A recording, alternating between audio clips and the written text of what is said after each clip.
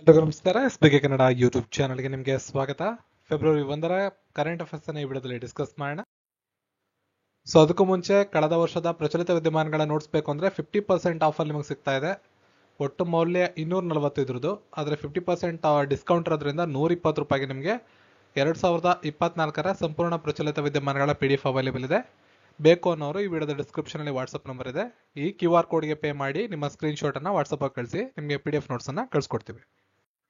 ಹಾಗೆ ನಮ್ಮ RRB NTPC group D ಪರೀಕ್ಷೆಗೆ ಸಂಬಂಧಪಟ್ಟಂಗೆ ಸ್ಟಡಿ ಮೆಟೀರಿಯಲ್ಸ್ ಬೇಕು ಅಂದ್ರೆ, ಹಾಗೂ ಪೊಲೀಸ್ ಇಲಾಖೆಗೆ ಸಂಬಂಧಪಟ್ಟಂಗೆ PCPSC ಪರೀಕ್ಷೆಗೆ ಸಂಬಂಧಪಟ್ಟಂಗೆ ಸ್ಟಡಿ ಮೆಟೀರಿಯಲ್ಸ್ ಬೇಕು ಅಂದ್ರೆ ಪೇಡ್ ಗ್ರೂಪ್ಗಳಿವೆ. ಅದಕ್ಕೂ ಕೂಡ ಸೇಮ್ QR ಕೋಡ್ನ ಯೂಸ್ ಮಾಡ್ಬೋದು. ವಾಟ್ಸ್ಆಪ್ ನಂಬರ್ ಕೂಡ ಸೇಮ್, ವಾಟ್ಸ್ಆಪ್ ಮಾಡಿ, ಡಿಸ್ಕ್ರಿಪ್ಷನ್ ಅಲ್ಲಿ ಲಿಂಕ್ ಇದೆ. ಇವತ್ತಿನ ಪ್ರಶ್ನೆ ಮೊದಲನೇದು, ಮೊದಲ ರೈಸೀನಾ ಮಧ್ಯಪ್ರಾಚ್ಯ ಸಮ್ಮೇಳನದ ಆತಿಥ್ಯ ಯಾವ ನಗರದಲ್ಲಿ ನಡೆಯುತ್ತೆ ಅಥವಾ ಯಾವ ನಗರ ಆತಿಥ್ಯವನ್ನ ವಹಿಸ್ಕೊಳ್ತಾ ಇದೆ? ಮೊದಲ ರೈಸೀನಾ ಮಧ್ಯಪ್ರಾಚ್ಯ ಸಮ್ಮೇಳನದ ಆತಿಥ್ಯವನ್ನ ಅಬುಧಾಬಿ ವಹಿಸ್ಕೊಳ್ತಾ ಇದೆ. ಸೊ ಜನವರಿ 28-29ರಂದು ಈ ಒಂದು ಸಮ್ಮೇಳನ ಅಬುಧಾಬಿ, ಯುನೈಟೆಡ್ ಅರಬ್ ಎಮಿರೇಟ್ಸ್ ನ ಅಬುಧಾಬಿಯಲ್ಲಿ ನಡೆದಿದೆ. ವಿಶೇಷ ಏನು ಅಂತ ನೀವು ಕೇಳ್ಬೋದು. ಏನ್ ವಿಶೇಷ ಇರ್ಬೋದು ಈ ಒಂದು ಸಮ್ಮೇಳನದಲ್ಲಿ? ವಿಶೇಷ ಏನು ಅಂದ್ರೆ, ನಮ್ಮ ಡಾಕ್ಟರ್ ಎಸ್ ಜೈಶಂಕರ್ ಅವರು ಮುಖ್ಯ ಅತಿಥಿಗಳಾಗಿ ಭಾಗವಹಿಸಿದ್ರು. ಇವರು ವಿದೇಶಾಂಗ ವ್ಯವಹಾರಗಳ ಸಚಿವರು, ಭಾರತವನ್ನ ಪ್ರತಿನಿಧಿಸಿದ್ರು ಮತ್ತು ಅಲ್ಲಿ ಭಾಗವಹಿಸಿದ್ರು ಕೂಡ. ಇವರು ಈ ಒಂದು ಸಮ್ಮೇಳನಕ್ಕೆ ಭಾಗವಹಿಸೋದಕ್ಕೆ ಕಾರಣ, ಜನವರಿ 27ರಿಂದ 29ರ ನಡುವೆ ಅವರು ಯುನೈಟೆಡ್ ಅರಬ್ ಎಮಿರೇಟ್ಸ್ಗೆ ಭೇಟಿಯನ್ನ ಕೊಟ್ಟಿದ್ರು. ಜೂನ್ 2024ರಲ್ಲಿ ಮರು ನೇಮಕಗೊಂಡ ನಂತರ ಯುನೈಟೆಡ್ ಅರಬ್ ಎಮಿರೇಟ್ಸ್ಗೆ ನೇಮಕ ಕೊಡ್ತಿರೋದು ಇದು 3ನೇ ಸಲ ಆಗಿದೆ. ರೈಸೀನಾ ಸಂವಾದ ಭಾರತದ ಭೌಗೋಳಿಕ, ರಾಜಕೀಯ ಮತ್ತು ಭೂ ಅರ್ಥಶಾಸ್ತ್ರದ ಪ್ರಮುಖ ಸಮ್ಮೇಳನ ಅಂತ ಹೇಳಲಾಗುತ್ತೆ. ಈ ಕಾರ್ಯಕ್ರಮವನ್ನ ಅಬ್ಸರ್ವರ್ ರಿಸರ್ಚ್ ಫೌಂಡೇಶನ್, UAE ವಿದೇಶಾಂಗ ವ್ಯವಹಾರಗಳ ಸಚಿವಾಲಯ ಮತ್ತು ಭಾರತದ ವಿದೇಶಾಂಗ ವ್ಯವಹಾರಗಳ ಸಚಿವಾಲಯ ಎಲ್ಲರೂ ಸೇರಿ ಆಯೋಜನೆ ಮಾಡಿದ್ರು. ನೆಕ್ಸ್ಟ್ ಕ್ವೆಶ್ಚನ್, ವಿಶ್ವ ನಿರ್ಲಕ್ಷಿತ ಉಷ್ಣವಲಯದ ರೋಗಗಳ ದಿನವನ್ನ ಪ್ರತಿ ವರ್ಷ ಕೆಳಕಂಡ ಯಾವ ದಿನಾಂಕದಂದು ಆಚರಣೆ ಮಾಡುತ್ತಾರೆ? ಸರಿಯಾದ ಉತ್ತರ ಜನವರಿ 30. ವಿಶ್ವ ನಿರ್ಲಕ್ಷಿತ ಉಷ್ಣವಲಯದ ರೋಗಗಳ ದಿನ NTD ಅಂತ ಕರಿತೀವಿ. ಇದನ್ನ ಜನವರಿ 30, 2025ರಂದು ಆಚರಣೆ ಮಾಡಿದೀವಿ. ನಮ್ಮ ದೇಶದ ಇಂಡಿಯಾ ಗೇಟ್ ನ ಬಳಿ ನೇರಳೆ ಮತ್ತು ಕಿತ್ತಳೆ ಬಣ್ಣದಲ್ಲಿ ಬೆಳಗಿಸುವ ಮೂಲಕ ಈ ದಿನವನ್ನು ಆಚರಣೆ ಮಾಡಲಾಗಿದೆ. 2022ನೇ ಇಸ್ವಿಯಿಂದ ಜನವರಿ 30ನೇ ತಾರೀಕು ಅಂದ್ರೆ ಹುತಾತ್ಮರ ದಿನ ಅಂತ ನಾವು ಪ್ರಮುಖವಾಗಿ ಜನವರಿ 30ನ್ನ ಆಚರಣೆ ಮಾಡ್ತೀವಿ. ಮಹಾತ್ಮ ಗಾಂಧೀಜಿಯವರ ಮೃತ್ಯುವಾದ ದಿನ ಹುತಾತ್ಮರ ದಿನ ಅಂತ ಆಚರಣೆ ಮಾಡ್ತೀವಿ. ಆ ದಿನವೇ ಈ ಒಂದು ಜಾಗತಿಕ ಕ್ರಿಯೆಗೆ ಅಗತ್ಯತೆಯ ಬಗ್ಗೆ ಜಾಗೃತಿ ಮೂಡಿಸುವ ಉದ್ದೇಶದಿಂದ ಇದನ್ನ ಆಚರಣೆ ಮಾಡ್ತಾರೆ.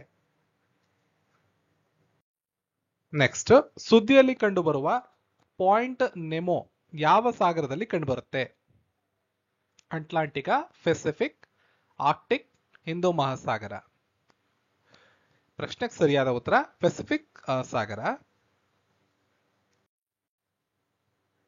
INSV ತಾರಿಣಿಯಲ್ಲಿದ್ದ ಇಬ್ಬರು ಯುವ ಭಾರತೀಯ ನೌಕಾಪಡೆಯ ಅಧಿಕಾರಿಗಳು ಇತ್ತೀಚೆಗೆ ನಾವಿಕ ಸಾಗರ ಪರಿಕ್ರಮ 2 ಸಮಯದಲ್ಲಿ ದಕ್ಷಿಣ ಪೆಸಿಫಿಕ್ನಲ್ಲಿರುವ ಪಾಯಿಂಟ್ ನೆಮೋವನ್ನು ದಾಟಿದ್ದಾರೆ.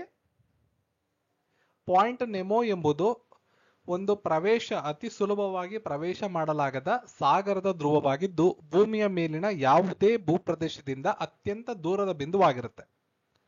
ಇದು ದಕ್ಷಿಣ ಪೆಸಿಫಿಕ್ ಮಹಾಸಾಗರದಲ್ಲಿ ಕಂಡು ಬರುತ್ತೆ ಮತ್ತು 20,000 ಲೀಗ್ಸ್ ಅಂಡ್ ದಿ ಸಿ ಇಂದ ಕ್ಯಾಪ್ಟನ್ ನೆಮೋ ಅಂತ ಅದನ್ನ ಹೆಸರಿಡಲಾಗಿದೆ. ಇದು ಭೂಮಿಯಿಂದ ಸುಮಾರು 2688 ಕಿಲೋಮೀಟರ್ ದೂರದಲ್ಲಿ ಕಂಡು ಬರ್ತಾ ಇದ್ದು, ಅಂತಾರಾಷ್ಟ್ರೀಯ ಬಾಹ್ಯಾಕಾಶ ನಿಲ್ದಾಣದಲ್ಲಿರುವ ಗಗನಯಾತ್ರಿಗಳು ಹೆಚ್ಚಾಗಿ ಹತ್ತಿರದ ಮಾನವನಿಗಿಂತ ಗಗನಯಾತ್ರಿಗಳಿಗೆ ತುಂಬಾ ಹತ್ತಿರ ಅಂತ ಇದನ್ನ ಹೇಳಲಾಗುತ್ತೆ. ಸೊ ಅದಕ್ಕೆ ಸಂಬಂಧಪಟ್ಟ ಒಂದು ಆರ್ಟಿಕಲ್ ಕೂಡ ಇಲ್ಲಿದೆ. ಲೆಫ್ಟಿನೆಂಟ್ ಕಮಾಂಡರ್ಗಳಾದ ದಿಲ್ನಾ ಮತ್ತು ರೂಪಾ ಕಡಲಯಾನ ಪಾಯಿಂಟ್ ನೆಮೋ ದಾಟಿದ ನೌಕಾಪಡೆಯ ಮಹಿಳಾ ಅಧಿಕಾರಿಗಳು, ಅವರ ಒಂದು ಚಿತ್ರವನ್ನು ನೀವು ಇಲ್ಲಿ ನೋಡಬಹುದಾಗಿರುತ್ತೆ. ಆಕ್ಸಿಯಂ ಮಿಷನ್ 4ಕ್ಕೆ ಪೈಲಟ್ ಎಂದು ಯಾರನ್ನ ಹೆಸರಿಸಲಾಗಿದೆ? AX-4 ಅಂತ ಕರೀತಾರೆ ಸಿಂಪಲ್ ಆಗಿ. ಇದಕ್ಕೆ ಪೈಲಟ್ ಅಂತ ಶುಭಾಂಶು ಶುಕ್ಲಾ ಅವರನ್ನ ಆಯ್ಕೆ ಮಾಡಲಾಗಿದೆ. ಭಾರತೀಯ ನೌಕಾಪಡೆಯ ಅಧಿಕಾರಿ ಮತ್ತು ಇಸ್ರೋದ ಗಗನಯಾತ್ರಿ ಶುಭಾಂಶು ಶುಕ್ಲಾ ಅವರನ್ನ AX-4ಗೆ ಪೈಲಟ್ ಅಂತ ನಾಮಕರಣ ಮಾಡಲಾಗಿದೆ. ಆಕ್ಸಮ್ 4 ಅನ್ನೋದು ಅಂತಾರಾಷ್ಟ್ರೀಯ ಬಾಹ್ಯಾಕಾಶ ನಿಲ್ದಾಣಕ್ಕೆ ಇರುವಂತಹ 4ನೇ ಖಾಸಗಿ ಗಗನಯಾತ್ರಿ ಕಾರ್ಯಾಚರಣೆಯಾಗಿದೆ. ನಾಸಾ ಸಹಯೋಗದೊಂದಿಗೆ ಆಕ್ಸಿಯಂ ಸ್ಪೇಸ್ ಅವರು ಈ ಒಂದು ಕಾರ್ಯಾಚರಣೆಯನ್ನ ಆಯೋಜನೆ ಮಾಡ್ತಾರೆ. ನಾಸಾದ ಕೆನಡಿ ಬಾಹ್ಯಾಕಾಶ ಕೇಂದ್ರದಿಂದ ಸ್ಪೇಸ್ ಎಕ್ಸ್ ಡ್ರ್ಯಾಗನ್ ಬಾಹ್ಯಾಕಾಶ ನೌಕೆಯಲ್ಲಿ ಸಿಬ್ಬಂದಿಯನ್ನ ಉಡಾವಣೆ ಮಾಡಲಾಗುತ್ತೆ. ಇತ್ತೀಚೆಗೆ ನಿಧನರಾದ ಗ್ರೇಗ್ ಬೆಲ್ ಯಾವ ಕ್ರೀಡೆಗೆ ಸಂಬಂಧಪಡುತ್ತಾರೆ? ಇವರು ಲಾಂಗ್ ಜಂಪ್ಗೆ ಸಂಬಂಧಪಡ್ತಾರೆ. ಗ್ರೇಗ್ ಬೆಲ್ ಒಬ್ಬ ಅಮೆರಿಕನ್ ಲಾಂಗ್ ಜಂಪರ್ ಆಗಿದ್ದು 1956ರ ಒಲಿಂಪಿಕ್ ನಲ್ಲಿ ಚಿನ್ನದ ಪದಕವನ್ನ ಅಮೆರಿಕವನ್ನ ಪ್ರತಿನಿಧಿಸಿ ಅವರು ಗೆದ್ದುಕೊಂಡಿದ್ರು. ಹಾಗೂ 1930ರ ನವೆಂಬರ್ 7ರಂದು ಇವರು ಇಂಡಿಯಾನಾದ ಟರ್ಕೆ ಹೌಟ್ ನಲ್ಲಿ ಜನಿಸಿದ್ರು ಮತ್ತು ಜನವರಿ 25, 2025ರಂದು ಇತ್ತೀಚೆಗೆ ಅವರು ನಿಧನರಾಗಿದ್ರು. ಬೆಲ್ ಅವರು 1950ರ ದಶಕದಲ್ಲಿ ವಿಶ್ವದ ಅಗ್ರ ಪುರುಷರ ಲಾಂಗ್ ಜಂಪ್ ಪಟುವಾಗಿದ್ರು. 1957ರಲ್ಲಿ 8.1 ಮೀಟರ್ ಜಿಗಿಯುವ ಮೂಲಕ ಒಂದು 1935ರಲ್ಲಾದಂತಹ ವಿಶ್ವ ದಾಖಲೆಯನ್ನ ಕೇವಲ 3 ಸೆಂಟಿಮೀಟರ್ಗಳಲ್ಲಿ ಇವರು ಕಳ್ಕೊಂಡಿದ್ರು, ಆ ದಾಖಲೆಯನ್ನ ಮುರಿಯುವಂತ ಅವಕಾಶವನ್ನ. ಹಾಗೂ 1988ರಲ್ಲಿ ಬೆಲ್ ಅವರನ್ನ ಇಂಡಿಯಾನಾ ವಿಶ್ವವಿದ್ಯಾಲಯದ ಹಾಲ್ ಆಫ್ ಫೇಮ್ ಮತ್ತು ಅಮೆರಿಕದ ರಾಷ್ಟ್ರೀಯ track and field hall of ಫೇಮ್ಗೆ ಸೇರ್ಪಡೆ ಮಾಡಲಾಗಿದೆ. 2025ರ 76ನೇ ಗಣರಾಜ್ಯೋತ್ಸವದಲ್ಲಿ ಅತ್ಯುತ್ತಮ ಟ್ಯಾಬ್ಲೋ ಪ್ರಶಸ್ತಿಯನ್ನ ಗೆದ್ದಂತ ರಾಜ್ಯ ಯಾವುದು? ಸರಿಯಾದ ಉತ್ತರ ಉತ್ತರ ಪ್ರದೇಶ. 76ನೇ ಗಣರಾಜ್ಯೋತ್ಸವದಲ್ಲಿ ಉತ್ತರ ಪ್ರದೇಶದ ಮಹಾಕುಂಭ ಟ್ಯಾಬ್ಲೋ ಅತ್ಯುತ್ತಮ ಟ್ಯಾಬ್ಲೋ ಎನ್ನುವ ಪ್ರಶಸ್ತಿಯನ್ನ ಪಡೆದುಕೊಂಡಿದೆ. ಇನ್ನು ಕಾರ್ಚಿ ಪೂಜೆಯ ಮೇಲಿನ ತ್ರಿಪುರಾದ ಟ್ಯಾಬ್ಲೋ 2ನೇ ಸ್ಥಾನವನ್ನ ಪಡ್ಕೊಂಡ್ರೆ ಆಂಧ್ರ ಪ್ರದೇಶದ ಎಟಿಕೊಪ್ಪಕ ಬೊಮ್ಮಲು ಮರದ ಆಟಿಕೆಗಳ ಟ್ಯಾಬ್ಲೋ 2ನೇ ಸ್ಥಾನವನ್ನ ಮುಂದಿನ ಸ್ಥಾನವನ್ನ ಪಡ್ಕೊಂಡಿದೆ.